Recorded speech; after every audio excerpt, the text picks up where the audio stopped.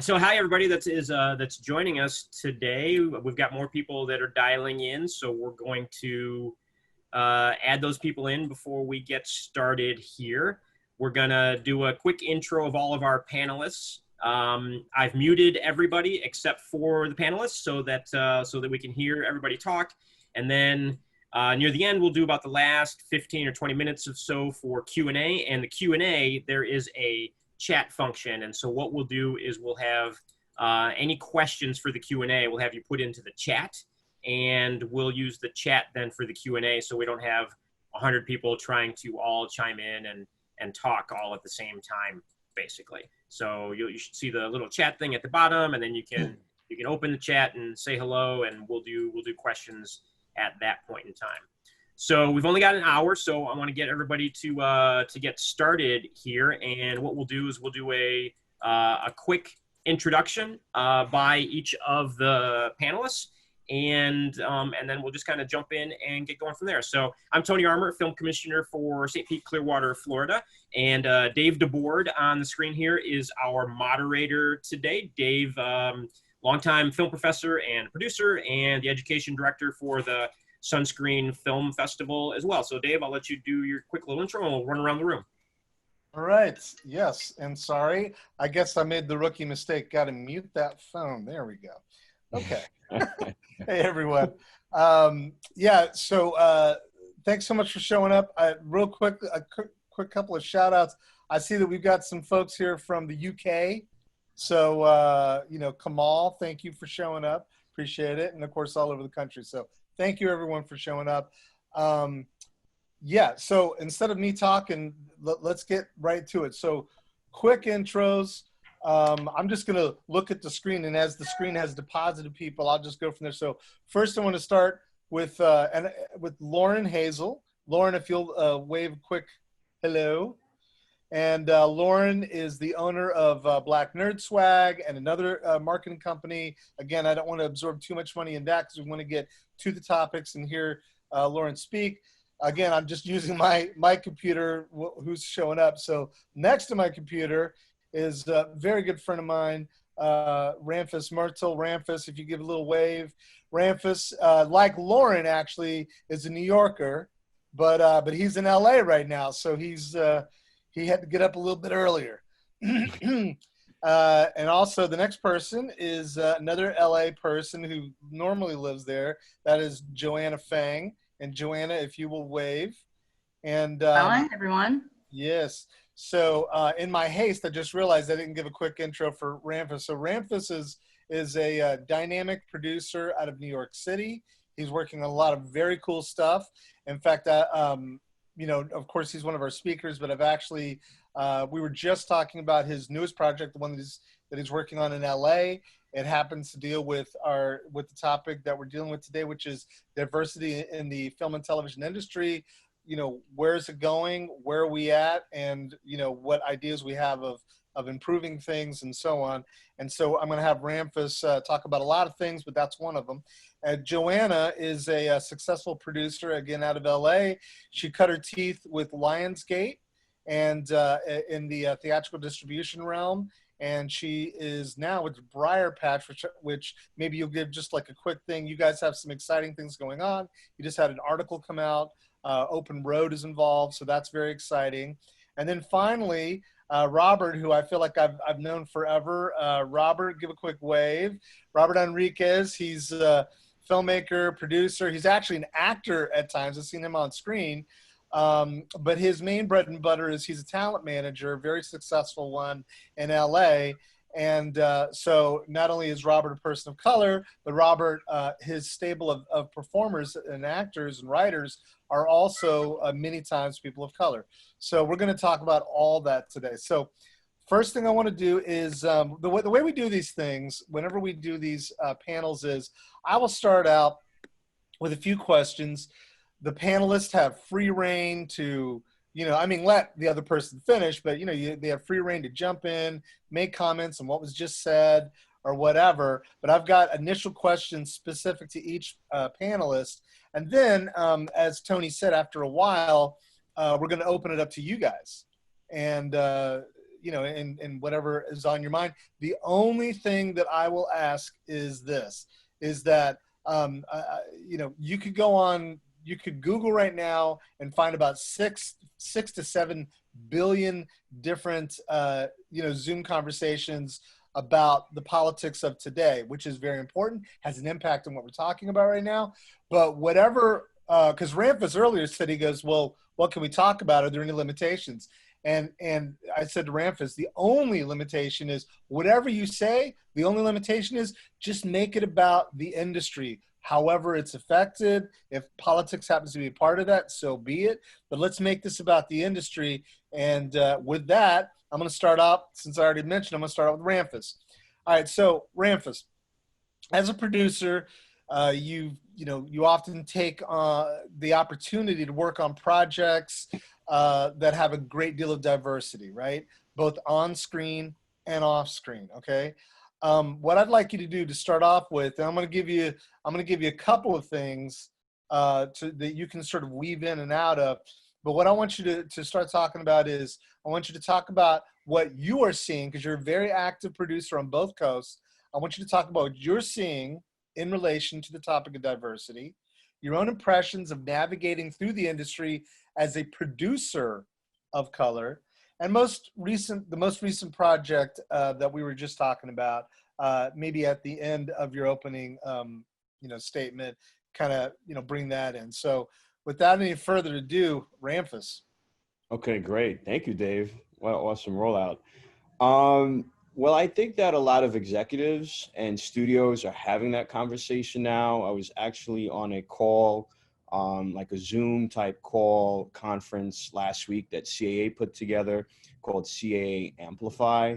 If you Google it or look it up on YouTube, you'll be able to watch the 2-hour conversation. And it actually started up with Richard Lovett. He's one of the founders of CAA. And he's definitely someone that influences the business in so many ways. And one of the goals that he's looking to, bring to the table is really not just bring diverse voices, but be a force behind it. And the first thing, admitting to the fact that, the way the system is right now, it doesn't work. And his agency, or the agency, Creative Artists Agency, they can really make things change in terms of talent, in terms of working with studios, in terms of picking up the right movies, in terms of representing those movies. And for the 2 hours, they brought on different clients of theirs and people that are important in that space. So Carmelo Anthony and Dwayne Wade, and many others who talked about ways that can benefit the community. And where it really starts is at the top. There's a lot of people of color making films, like Tyler Perry, and what he's doing is amazing. He's a smart businessman. He's extremely creative, but he still has to go to Viacom and Lionsgate to be able to distribute his movies. So one of the things that's really important, and how the business will really change, is having people of color be at the top of the studio, be decision makers. And that's what you lack and see, because you'll see people of color at the agency and management companies. But when you go to pitch a movie, it's a lot of times it's a bunch of old white guys, and they don't understand. And, it's not that they don't want to understand, but they just don't get it. And it's important to have women that are people of color, and just people of color part of that decision-making process. And I think that's the biggest hurdle that the industry is facing right now, because we do have a lot of, voices, but the decision makers aren't there.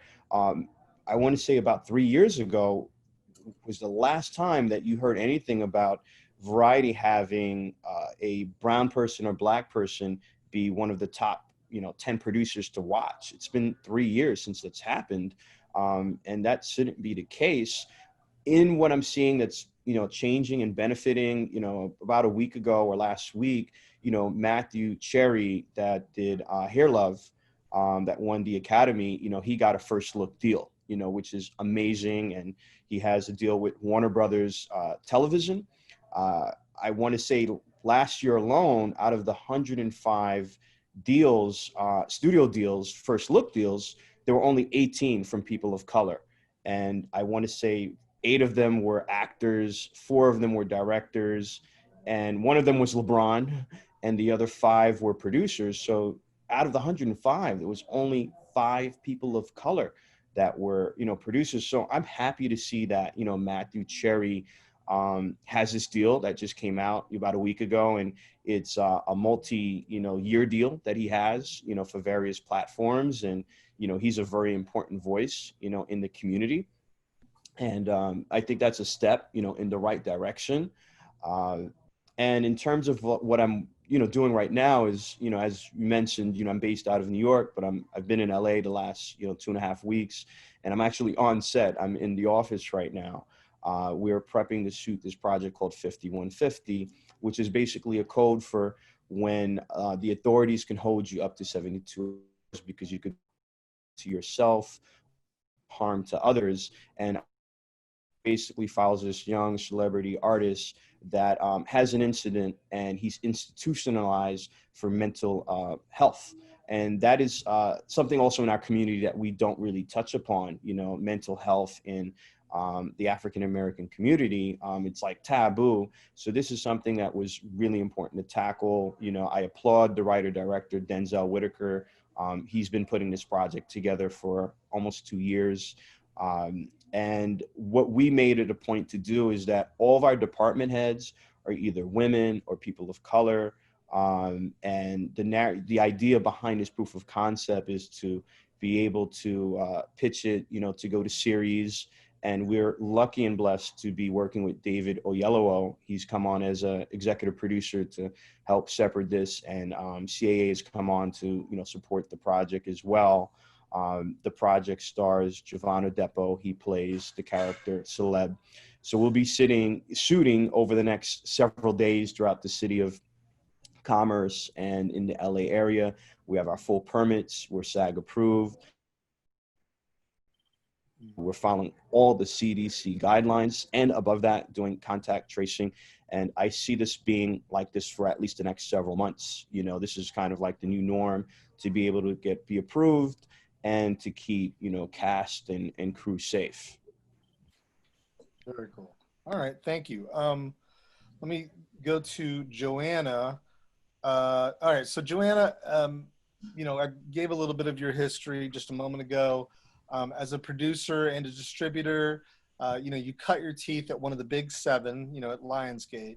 What I'd like to do is I'd like to eventually I want to hear you talk about where you see things going as far as diversity. But for the moment, I'd like you to just sort of tell us a little bit about your experience working in one of the big 7 as a Chinese American and also as a woman, both. So if you could just sort of those experiences, your impressions, and then eventually wind it to what you see going on, whether it's good or bad or indifferent. Yeah.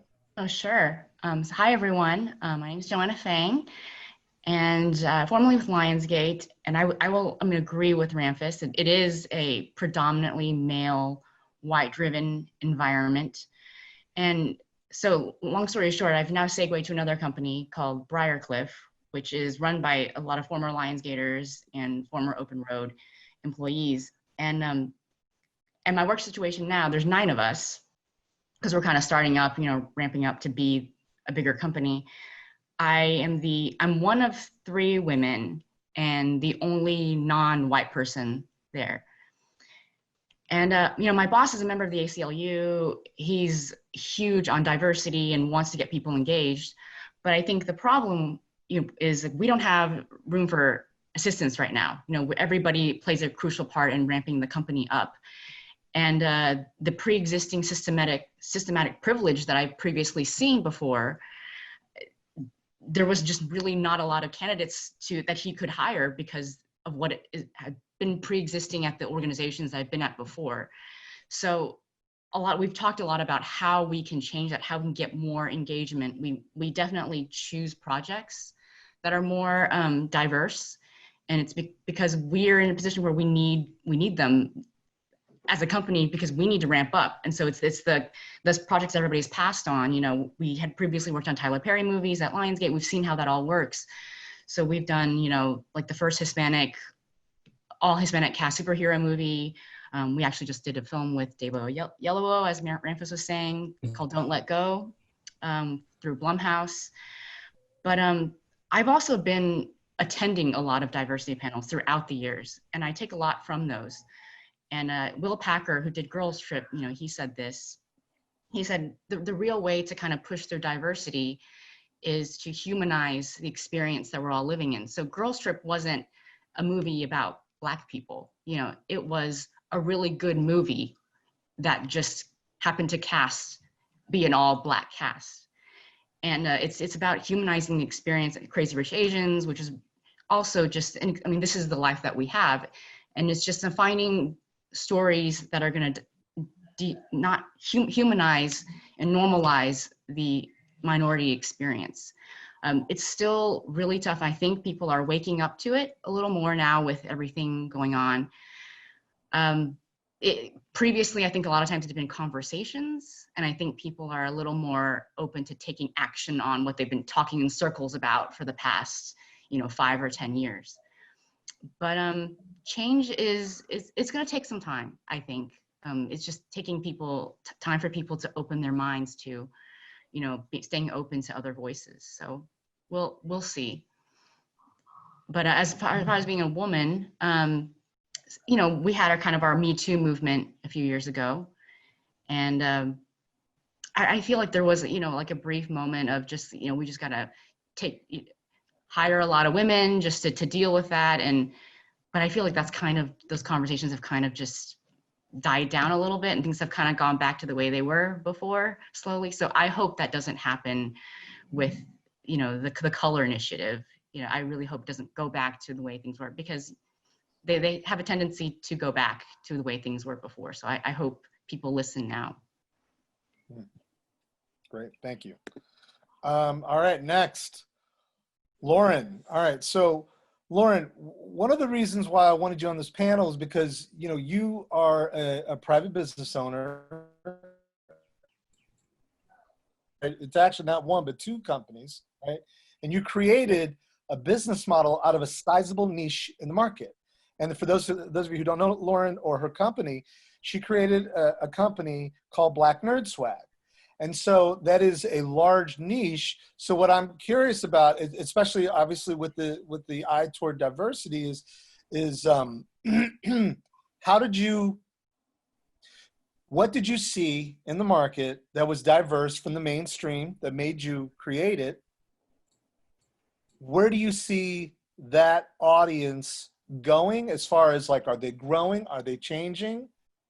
And yeah, and then just moving forward, just thinking of the nerd space itself, I'd love to hear your take on that. So just sort of those things, starting with, you know, or maybe the origins of Black Nerd Swag. What did you see? And then how do you see that audience changing, growing, or what have you? So Lauren. Okay, so I'll take the first part. Black Nerd Swag obviously identify as a Black nerd. And it's just to be a Black nerd now is more pseudo acceptable. Let's just say that. It was always this thing of other, you're Black and you're in America, or you're in this space where you're always looked at as the other. And then to be a nerd, to be into not cool Black things, you were not only, you're the other of the other. So it was something that is kind of weird to be, you know, considering yourself like in that space where, hey, I might like anime and I might like, I like sci-fi a lot, but that ain't the cool thing, you know, within your particular community, and people kind of give you the side eye, like, you know, what the hell is that, you know? And then being in such a weird position where when you go, maybe a lot of times they will express like going to school, and then like, okay, well, maybe you'll find if you're in a school that's predominantly, you know, white, and you're one of the few Black kids there in the first place, you might just jive with somebody else who's white or whatever, who's really into, they're really into anime too, but you're still looked at as the other. you know, so there's a lot of kind of that feeling to it, in terms of, you know, understanding kind of the space that a lot of Black nerds, you know, traditionally would fall into. I think that's expanded quite a bit. But in terms, like, you know, I went to New York City Comic Con, and I remember going to New York Comic Con where there was only two Black men in Artist Alley, which is one of the main stays. And not only were they the only two Black men there, they were the only two minorities in the entire Artist Alley. So there were no women. Everybody was white and guys.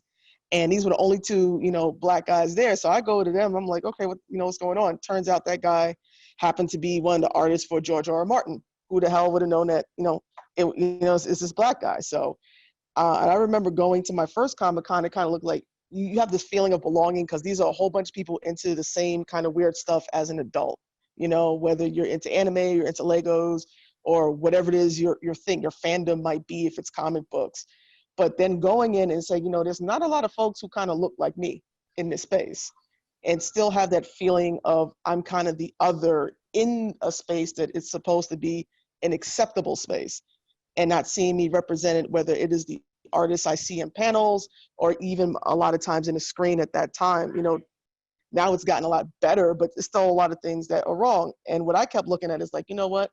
There are these large groups on places like Facebook. Like, I mean, one of the largest Black nerd groups is 270,000 people. And no one talks to us. No one markets to us specifically. No one listens to us when we say, hey, we really want more of that and we're buying it. No one pays attention to how much they spend in that arena. And I've seen it. I've seen the spending. It's thousands of dollars for individuals, you know, for, you know, whatever their thing is. And I was like, well, you know what? I'm going to turn around and I'm going to pay attention to this space because I'm in this space, and I'm going to give them more of what we like and what we want because no one else is interested in, you know, doing it. So that's the origin of Black Nerd Swag, because I went into Comic-Con, I was like, you know what? If we can have a loot crate, then there can be something like Black Nerd Swag, because if I'm coming into NYC and going to Jacobs Javits Center, I should be able to see the Marvel banner and the Black Nerd Swag logo right next to each other because we belong in this space as much as we fuel the economy of this space and determine what's cool, what's in, what's, you know, because we spend a hell of a lot of money. So that's the origins of how kind of Black Nerd Swag came about a couple of years ago. And to the point of, what was the second part of that question to make sure I'm answering? Sorry, man. I was so into your answer. I was like, okay, what was it? Oh, yeah. So okay. So that's why you started it, and this is what you saw. So then the next question to go along with it is, where do you see that audience going, or how do you see them changing going forward? You know, we're halfway through 2020, which happens to be a chapter in the Book of Revelation. So maybe 2020 is not atypical, but moving forward, assuming that civilization continues, you know. Well, let's hope. You know, assuming it continues, where do you see that audience? Like, are they going to change? Are they going to grow? They're going to contract? Like, what are your projections? I don't see that audience contracting. It's, you know, growing larger, because what happens is, this is kind of like how you got a whole bunch of Star Wars fans, right? A bunch of people saw the movie in the 1970s. They took their friends to see it. They took their children to see it. And now you have kids who are really into Star Wars because mommy or daddy or both or uncle, whoever were into it. So it's very much like that. I mean, there's a whole bunch of, in some of the groups I'm in, or there's a whole bunch of babies that were born recently, and they're like, oh, this baby is like, one guy who I know personally who's an artist, he named his baby Kai because he was trying to get away with naming his child after an anime character. And he's fully intended to indoctrinate them in everything anime, you know, as much as he can. So I don't see it, you know, not growing. I mean, there's cons, well, were cons, we'll see next year, where it's basically supposedly based on that particular group and our interests, and they're relatively, you know, they're growing. A lot more artists in the space that are more comfortable with being out as, hey, I do this kind of stuff, you know, is coming into the space. So the space isn't, you know, contracting. I think what's happening now is, especially with a lot of stuff with Black Lives Matter, I mean, and a lot of things that are happening, people are very much fed up with Marvel not giving us what we want and not giving a damn. You know, they're very much fed up with Disney and Sony to a certain extent. I mean, they were very fed up with like the video games. I think the biggest thing that happened recently was the Spider-Man preview when it's, you know, Miles Morales, and then he actually looked good. They faded his hair correctly. And like they went and found, like folks went and congratulated the Black, you know, designers who worked on making sure that his hair looked right, you know, as someone who's an Afro-Latino. And, you know, that makes an impact. It matters to us that we don't just have a Black character, but that he looks right, you know?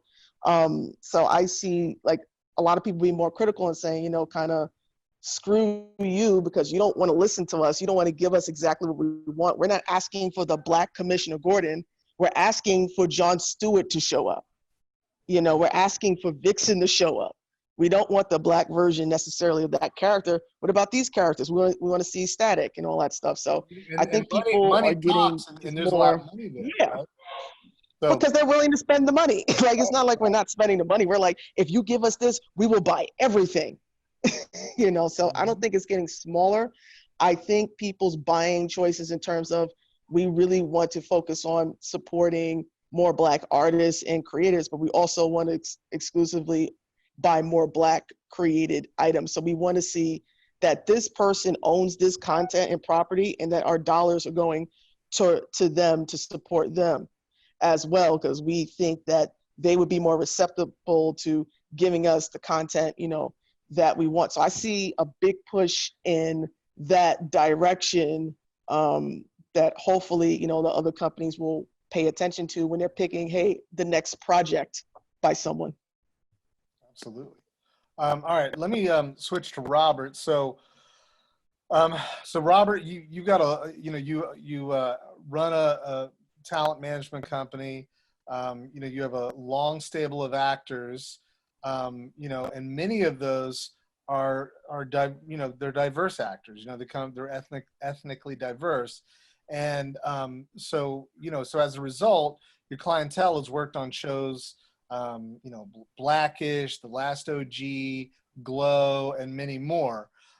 So I guess where I'd like you to take this is both as a talent manager who has a lot of actors of color and there's a lot of diversity in your roster, and as a Filipino American yourself, I guess use this as a launching point and then just go off of it, is do you feel like both performers and showrunners see you as a resource for diverse casting, and also then beyond that, you know, just talk about your own unique experience navigating through as specifically as a Filipino American and a Filipino American who has a management company with a very diverse roster. Funny, I don't get referred to as Filipino very often. Something. It's usually. That's because you're 6'5". Yeah, it's like, who's this tall Mexican guy? Or Yeah, you can't tell it's not. Yeah, it's never right on. So it's just funny to hear. But yeah, that's true.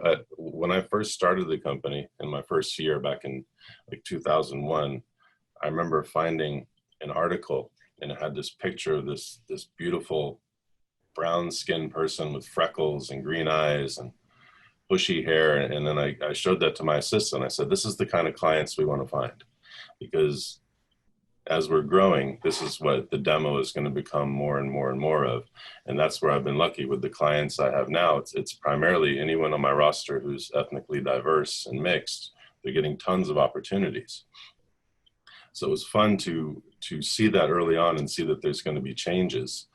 And as far as a lot of the things that are happening out there on the talent side, I feel like we've had a lot of great growth in the last 5 to 8 years, and opening the doors and letting new people get through, and people on the creative side where, like, even with just an example of with a client of mine on Glow, she wasn't the ethnicity they wanted, but I was able to pitch and they were willing to see her. Whereas when I first started, that didn't happen very often. They weren't willing to take chances.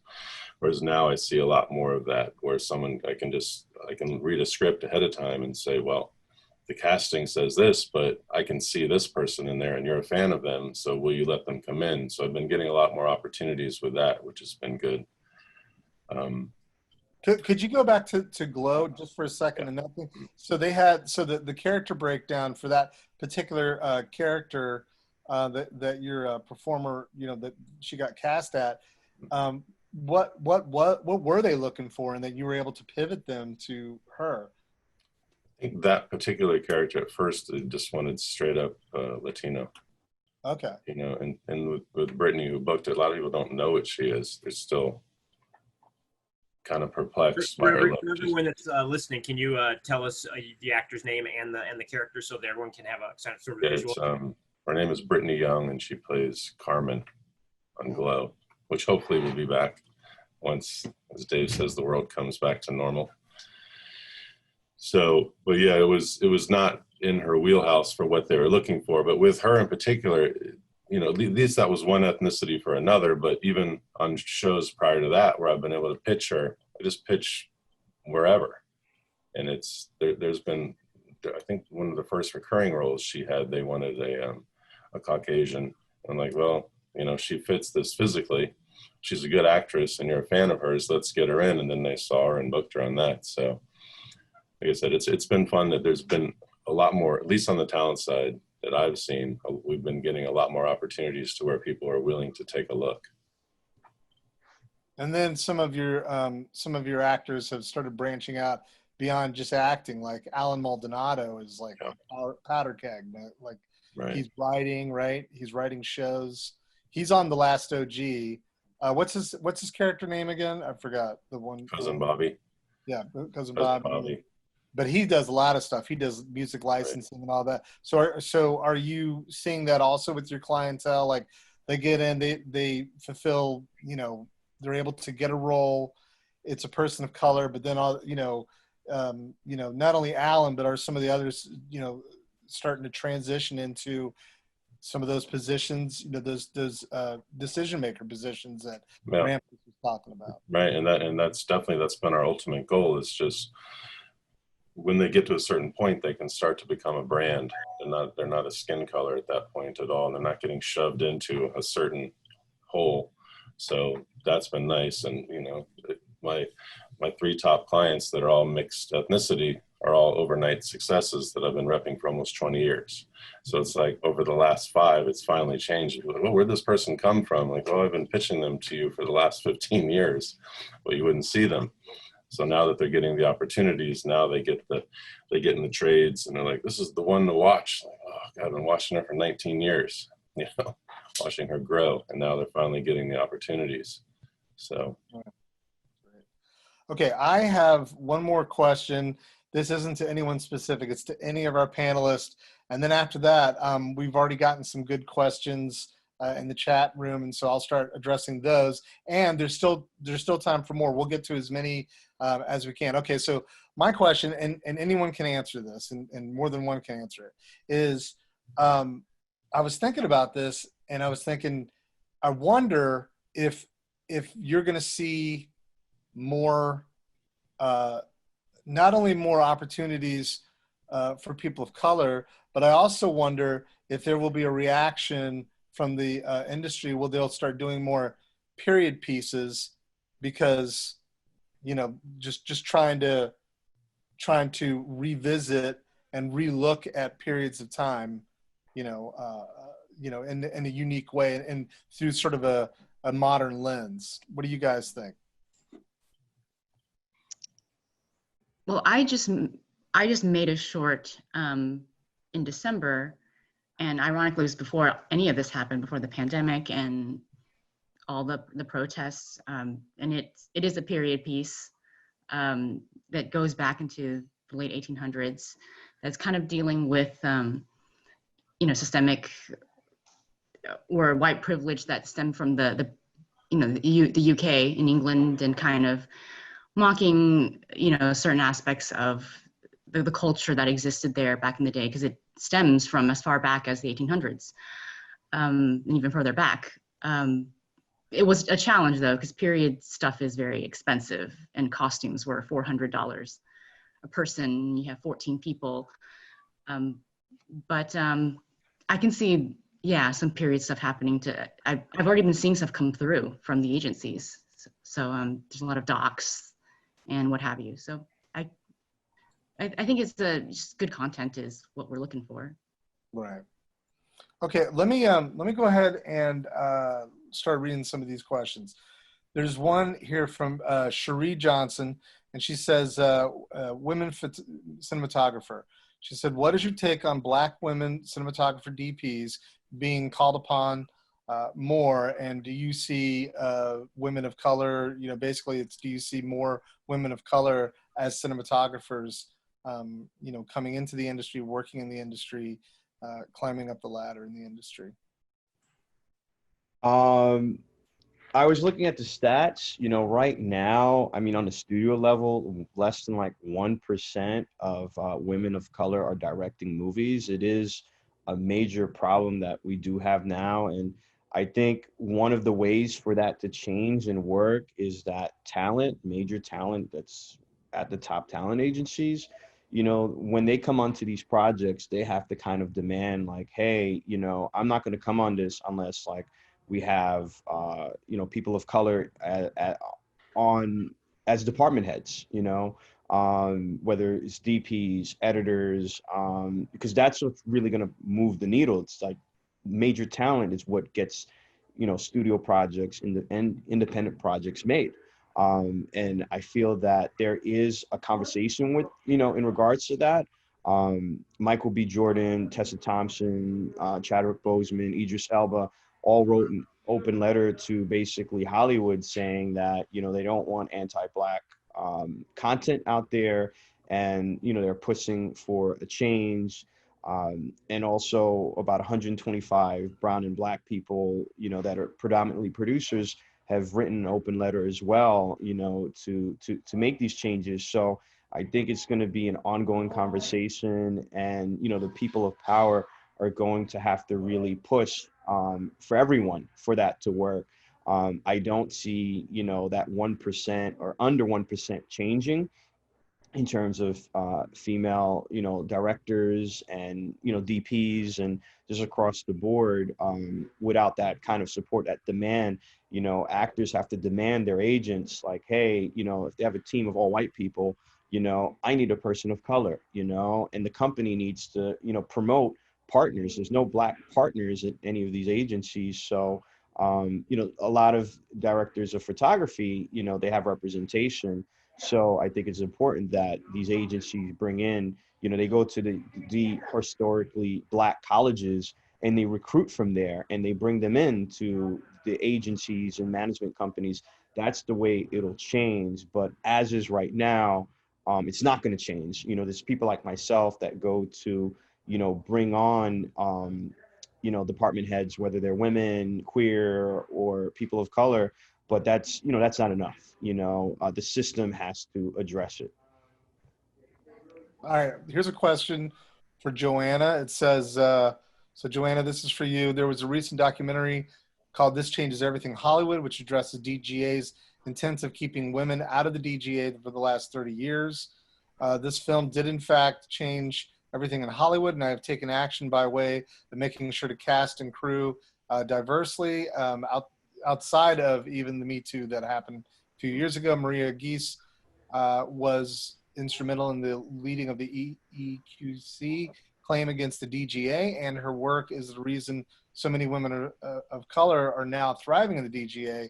What commitment would Briarcliff make rather than just talk about being diverse? So obviously you're involved, but and you said that you talked about some of the projects. What do you think?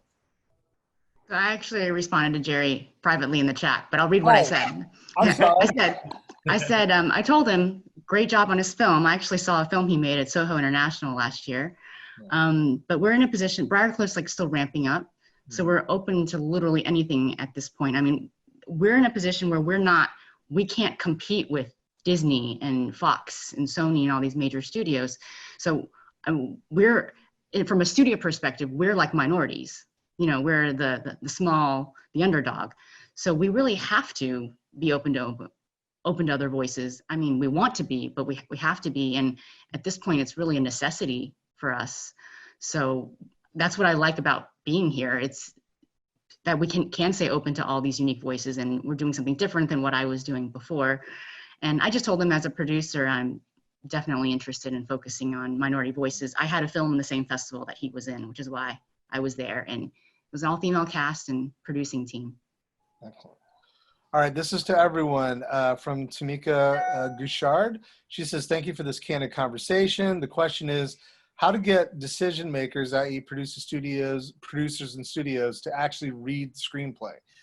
Despite receiving extremely positive coverage, having a standout lookbook concept, and having Black women in key positions, writer, director, DP, etc., along with staunch support from industry players, this is Tamika speaking, I still cannot seem to get folks to actually read the work.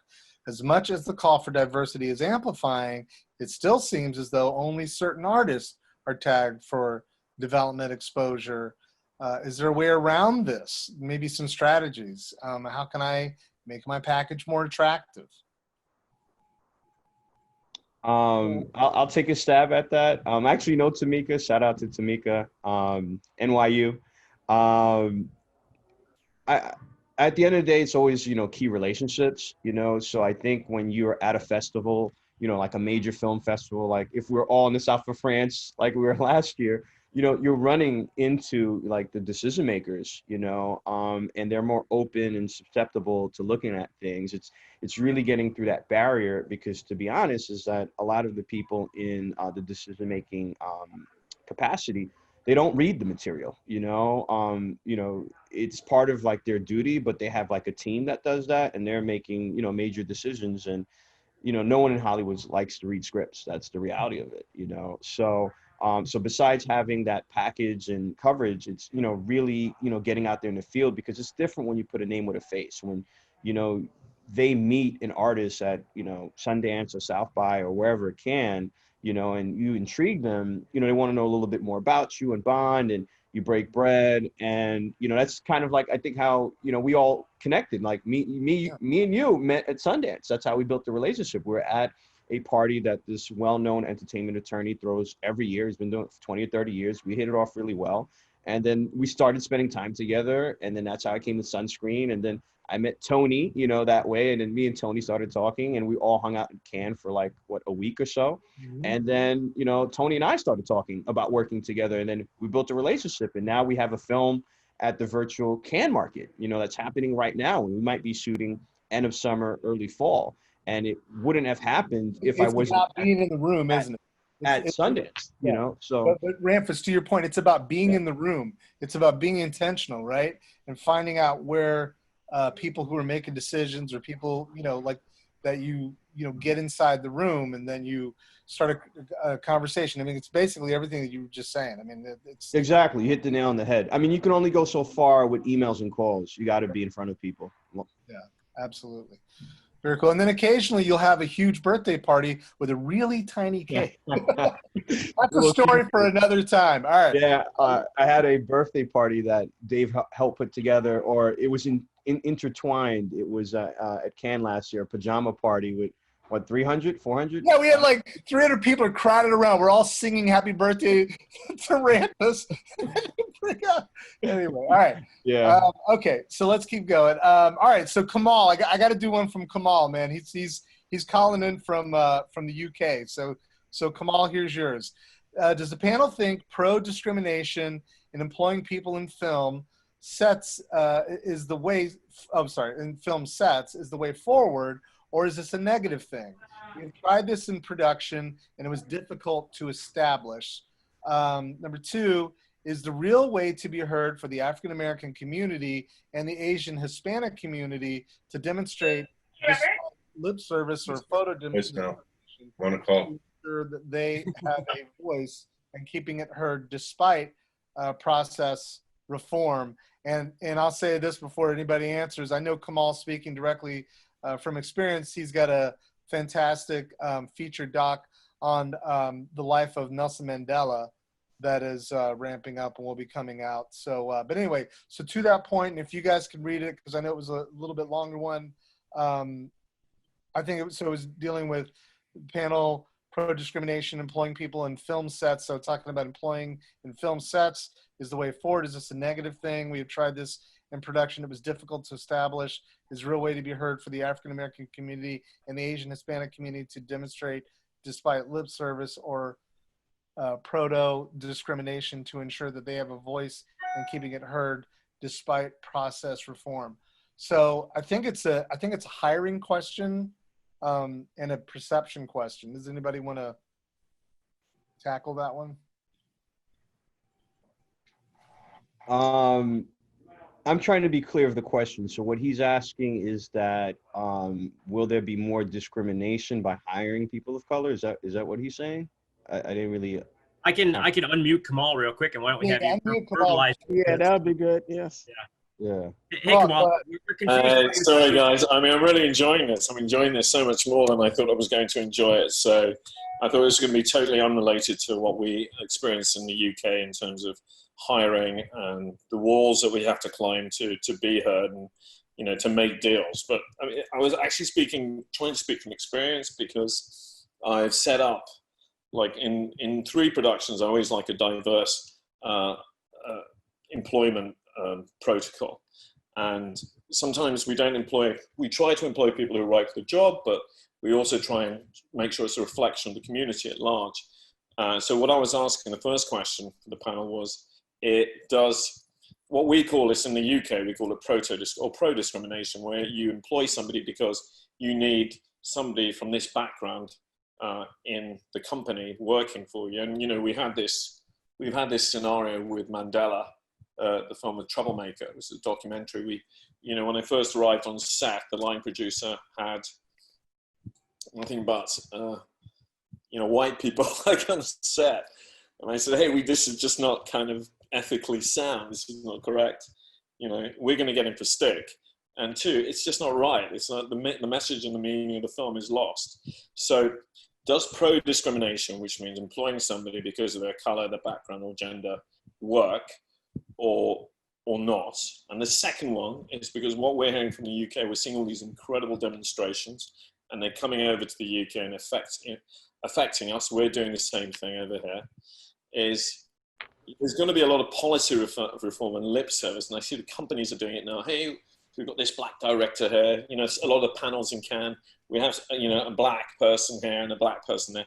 And, I think somebody spoke earlier about, the Me Too movement is that, there's been a lot of addressing of it. But then once it's been addressed, it fades away.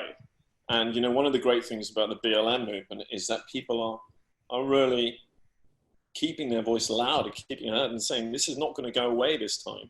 So my personal concern is that if they do all these institutional reforms just to keep people quiet, should the reformist voice withdraw, or should my personal feeling is that it should continue. I'm gonna apologies for that. Too long.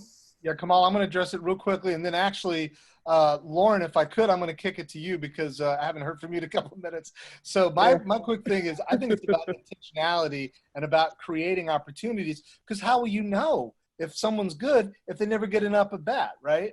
So I think it's about being intentional and about hearing different voices. But I will shut up. I'm the moderator. Lauren. Yeah, we call that affirmative action over here in the U.S.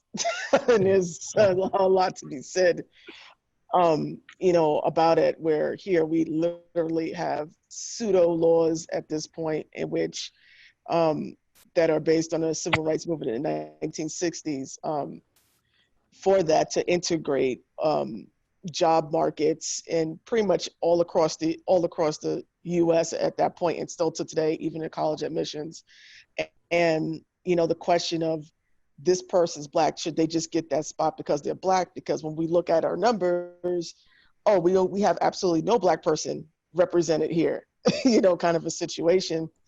And and you guys are in a creative market, and so you're talking about film, especially that's on an African man's life, and it is important to have sort of black folks involved in that particular process, because it really is our story, and often we don't even get a chance to tell our story, or let alone be a part of the process of making and seeing that story and having any type of control. And then when you take this story and then you put it out there and you either hope for the best and be like, oh, I did a really good job because I feel good about yourself. And then the community looks at it and they're like, this is a bunch of bullshit, you know, because I think sometimes, especially your piece is a period piece, people are still alive, you know, who lived through apartheid. They're not dead. You know, I think it's probably a really good idea to have someone, you know, who represents what that community, you know, should be.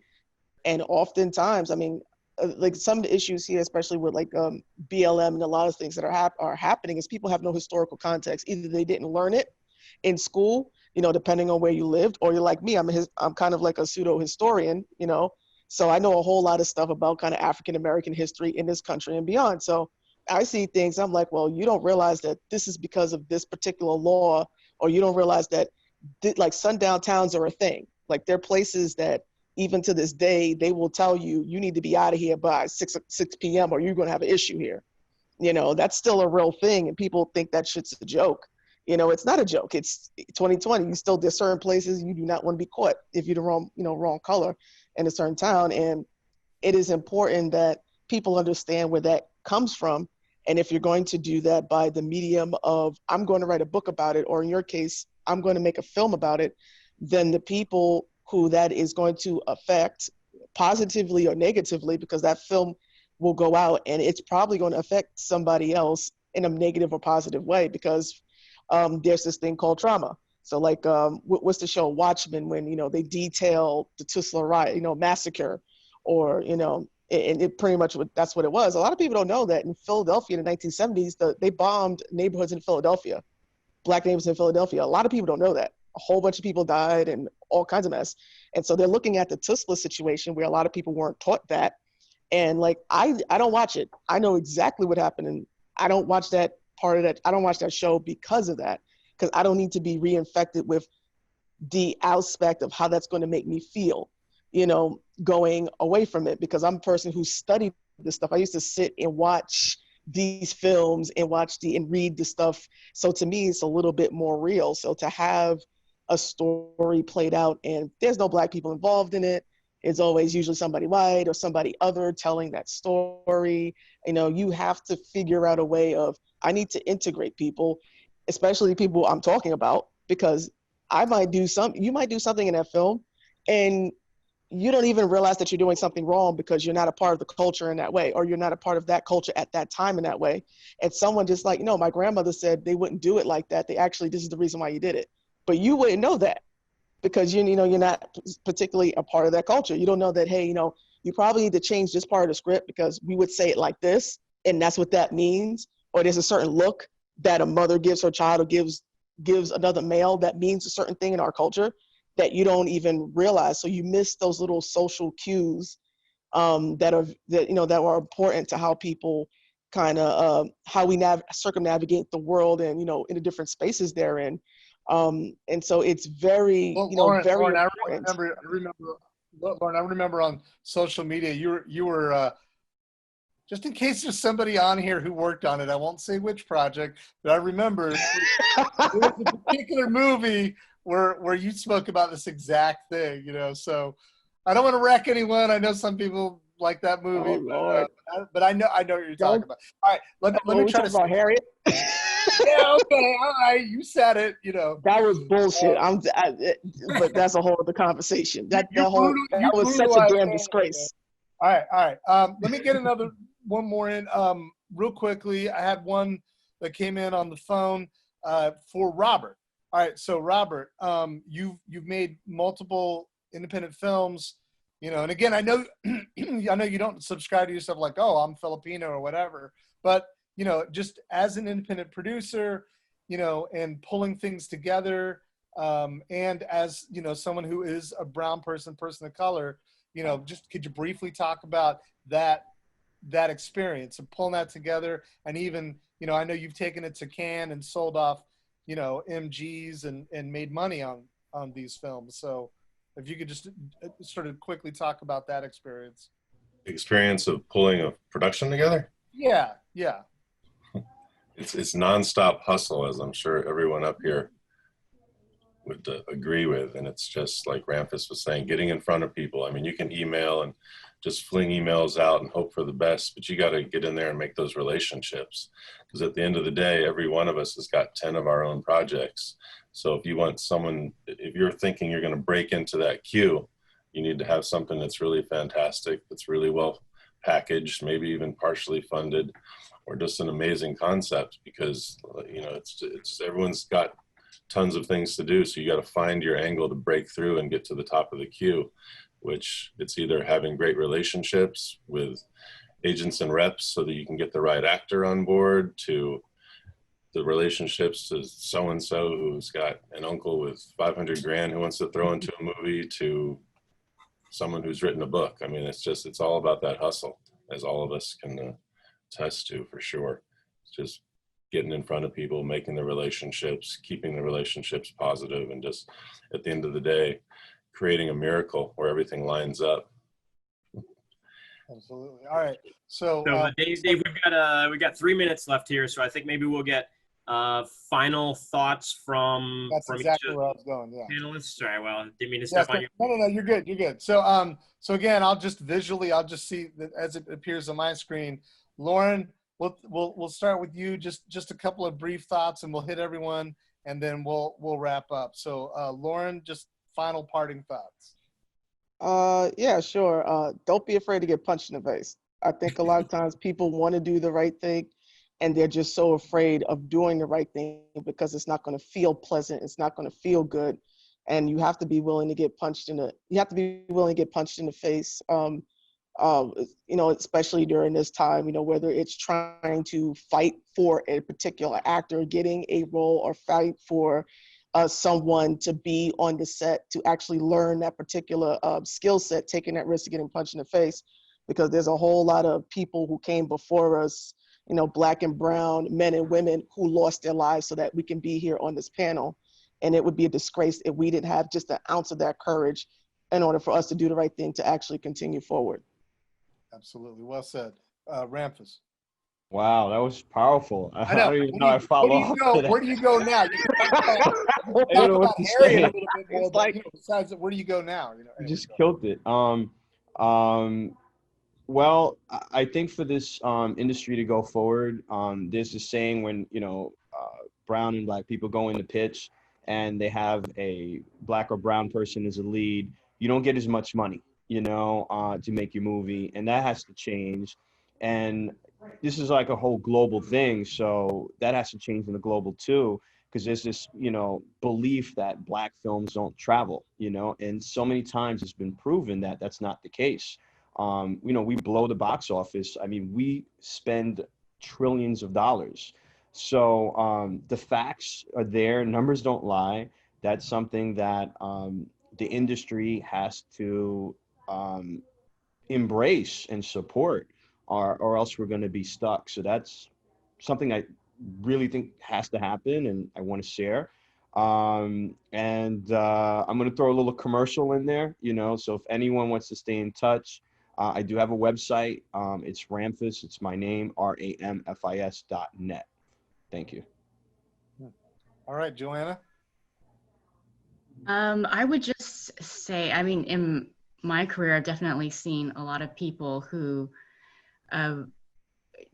when privilege was put upon them, you know, they knew it wasn't right, but they took advantage of the situation. Maybe it's like stepping on somebody else's toes and they got the promotion instead of somebody else, yada, yada. And so I think for real change to happen is to, what we can do, you know, as individuals is not take advantage of those privileges and speak up for people who they think deserve things, because we are all self-centered and selfish and we think only about ourselves. And I've been tested many times, and I've paid the price by not taking the bait because I felt it wasn't right. And now when things are falling apart on the inside, you see why, because the wrong people are in the wrong positions. So just staying truthful to your voice, make content that you feel genuinely passionate about and humanizes the experience that you're going through in life. And I think that's the only way that we can really push forward. But I also wanted to shout out to my buddy Kendall that I saw on here. I didn't know he was going to be on, but he's a I good know. I friend. was actually going to say, man, I want to read his thing out, and then we're running out of time. Kendall, please forgive me. Please come back. If you come back to the next one, Kendall, I will read your question 100%. But I wanted to shout out, he runs a marketing firm, and he's worked with Lionsgate on a few films. And Dave, he's based out of Nashville, so you guys should connect. All right. Yeah, we should. Okay, let's connect. And then Robert, bring us home, man. Other than that, I mean, that's great stuff. I mean, other than that, all I can say is just keep creating. Just keep creating. If one door shuts, then go to the next one and keep going to the next one. In the meantime, don't wait for those people to say yes. Make your own content and show your own individuality in your voice. Make projects that will shine. All right. And final thought, we still have the Florida version of Sunscreen Film Festival happening at the end of September. And Robert, do we still have the LA version of Sunscreen? All right. LA version, I hope so. I still haven't been given the green light completely. All right. Fair enough. All right. Thanks everyone. Thanks, everybody. Thanks, everyone, for tuning in here. We're going to have this recording of this is going to go on the St.Pete-Clearwater Film Commission YouTube channel. So you can share it with anyone that might have missed it, or if you want to rewatch it for any particular reason. We do have another webinar coming up at 2:30 on film, finance, and distribution, sort of what are the new realities moving forward in the world that we live in here. And Joanna's going to join us again on that one. So we hope to see you in another 30 minutes on the next workshop. Thanks, everyone, and have a great day.